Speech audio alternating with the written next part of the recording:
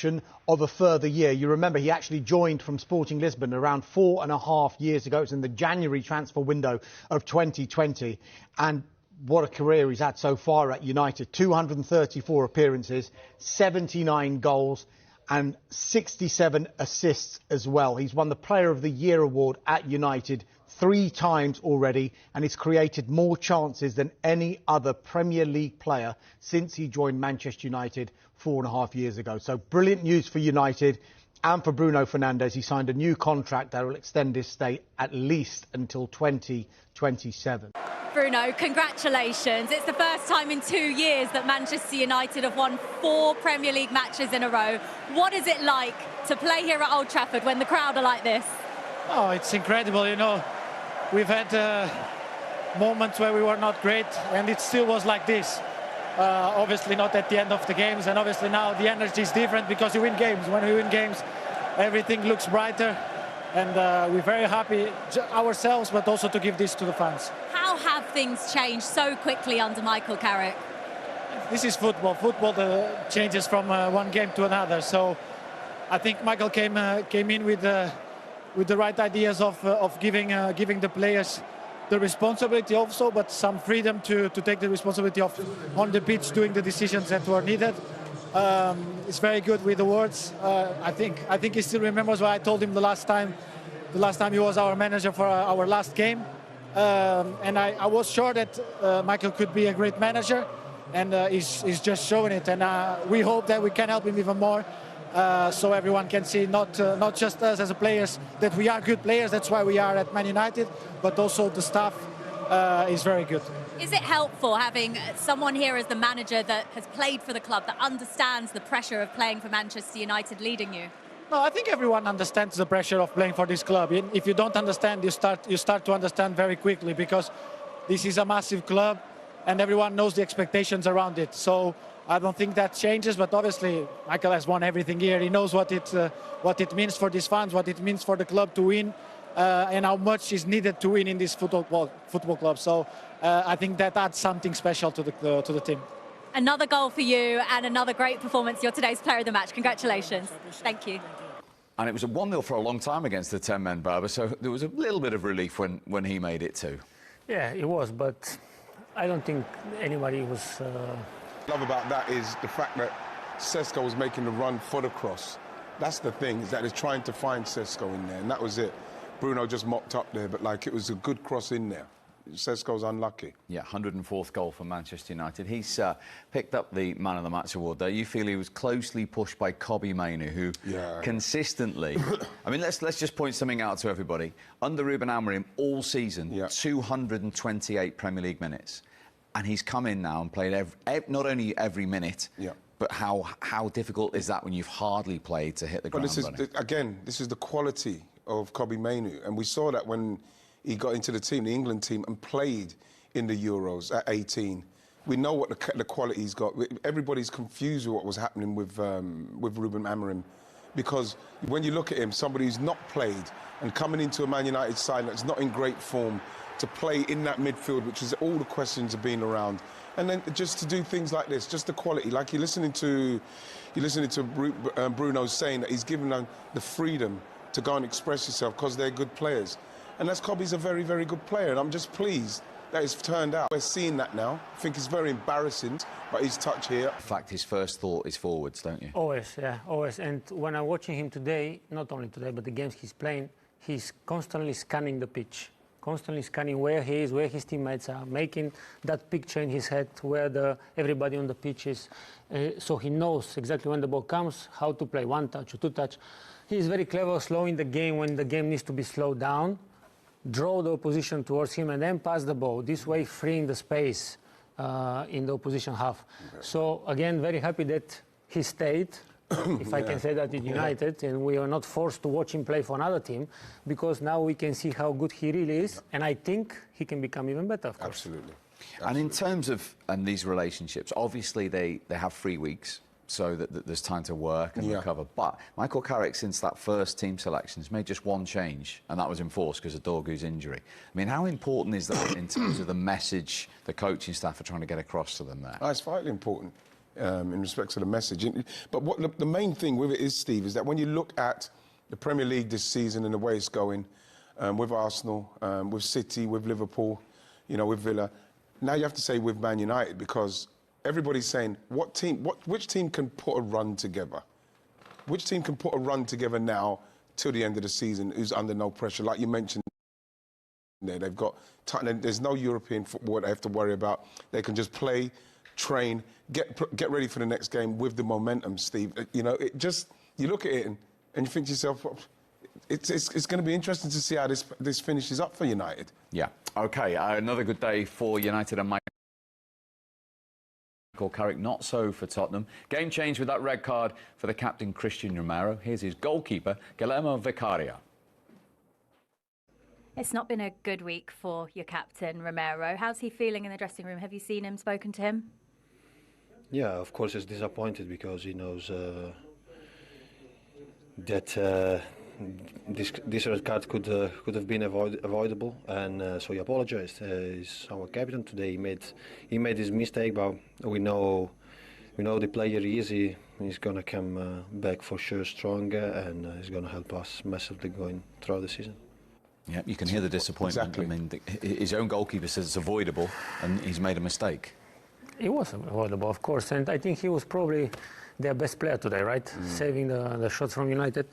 Of course, everybody with Spurs connection will be disappointed today because, as I said before, the moment they received the red card, the moment where they lost the game, in my opinion, because it was very difficult for them to, you know, in the shape of form United are, to defend, to not concede goals. And now they need to start again and again, like all the time it is, they lack that consistency. In the moments where they need to have it, to stay concentrated in the head. But as I said before, for what we already saw say about Romero, something like this was coming. Yeah. Something like this was coming probably, and it's about he's the leader. The team starts with him, right? And he knows it. And that's why sometimes he affords to be more vocal. And he's had 9 career red cards for club and country. He's had 2 in the Premier League this season, but according to the key match incident panel, who obviously review these, they say the referee have got 2 wrong. Wow. And should have had 4. And we're going to show them both now. Here's the first one. At home to Brentford. He only got a yellow for this, and this should have been serious foul play. Well, when you look at this, watch his legs on this. He's off the ground. He's coming in. That's how the referee can look at that and not see red. That's totally on the referee. It's such a bad decision. Terrible decision there. He did get 2 yellows against Liverpool. First for dissent. Yeah, but then look at that. Look what he does to him there. He kicks him in the chest.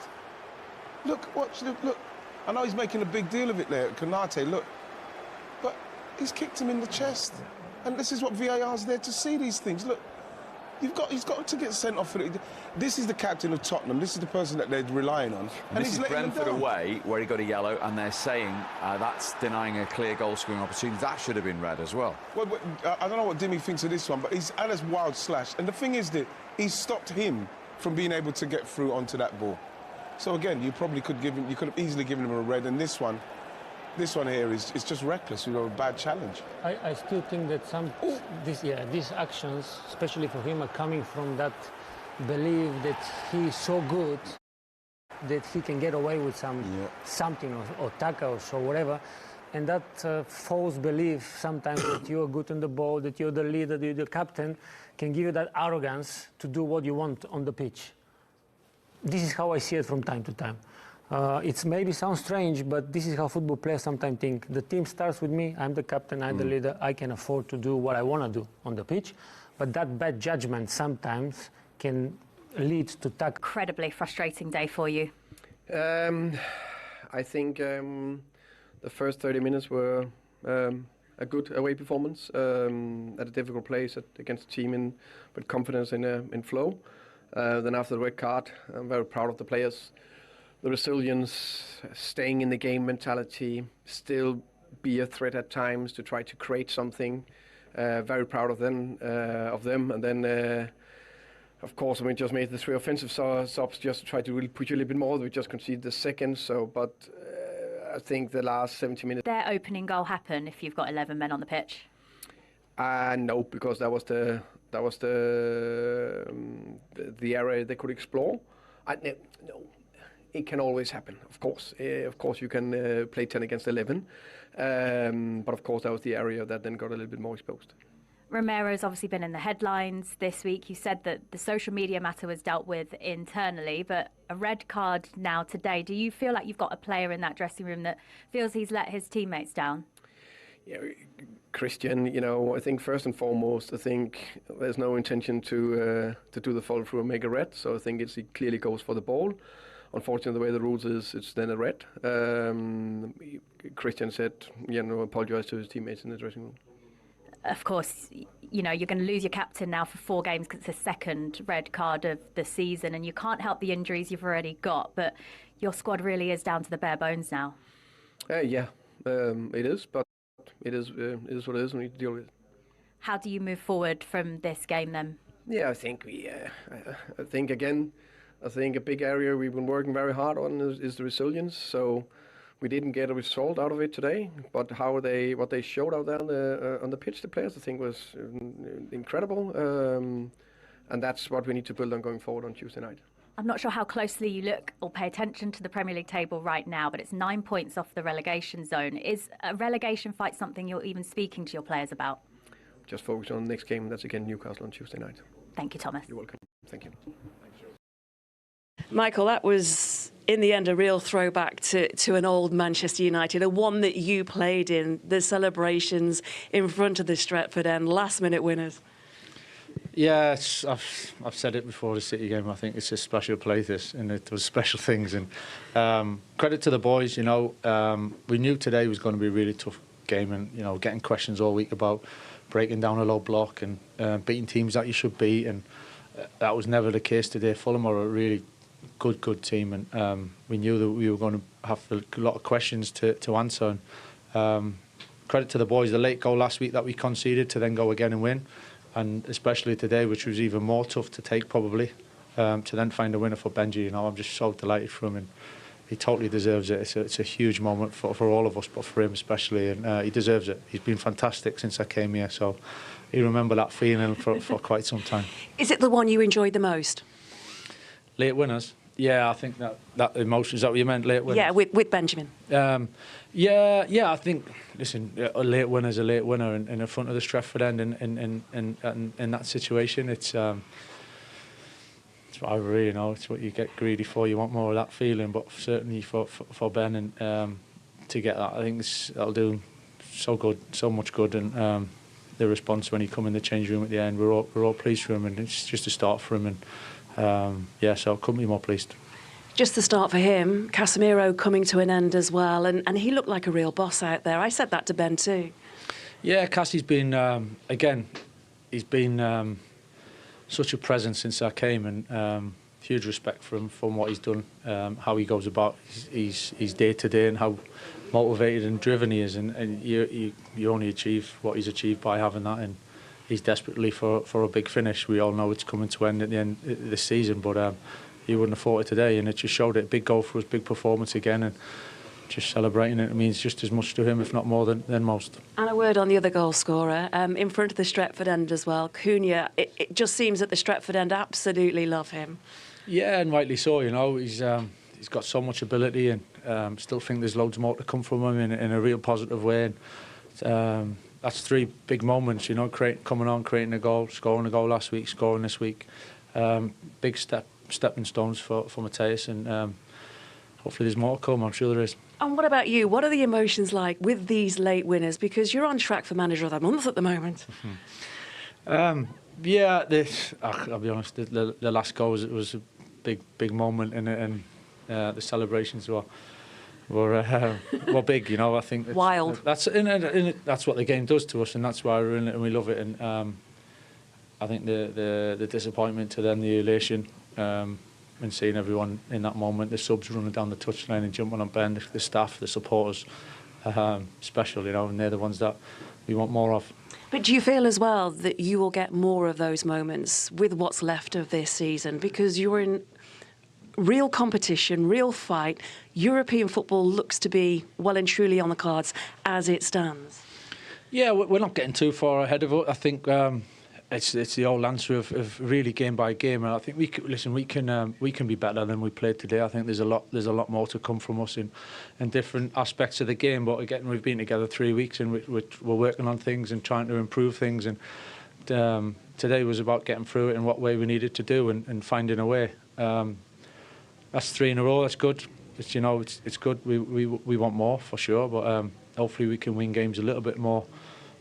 Comfortable in some ways, but when they do come like that, it kind of feels like more than just a win, and that feeling spreads through so many people. That's just right, isn't it? Finally, it just puts that spring in the step. It looks fun. Yeah, it's got to be exciting when we want people to come with that passion and looking for something to happen and be excited by it, and we certainly were going into the game. Didn't envisage it happening just like that, but the supporters have came, gone home. Happy and looking forward to the next one. Good stuff. Go well. Thank you. Nice.